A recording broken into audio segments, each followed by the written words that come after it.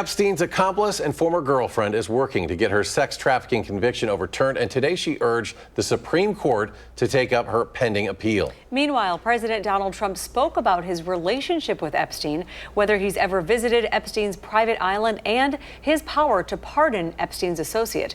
Reporter Cheryl Halpert has more.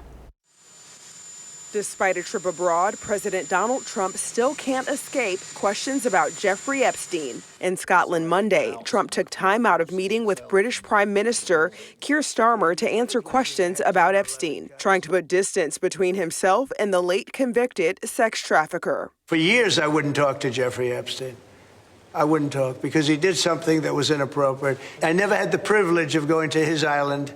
And I did turn it down. Trump also denied a report by the Wall Street Journal that he sent Epstein a birthday greeting in 2003 that included a drawing of a naked woman and his signature. I don't do drawings.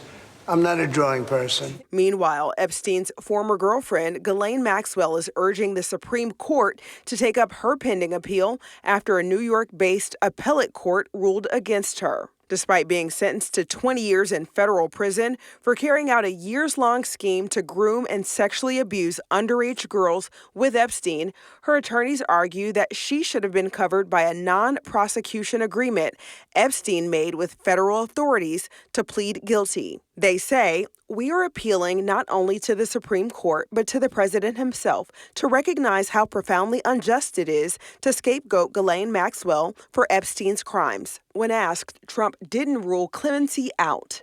Well, I'm allowed to give her a pardon, but nobody's approached me with it. I'm Cheryl Hubbard reporting. President Trump has said he's disappointed that the country hasn't moved on over his administration's handling of the Epstein files. As for Ghislaine Maxwell, the Supreme Court will likely decide this fall whether or not to take up her case.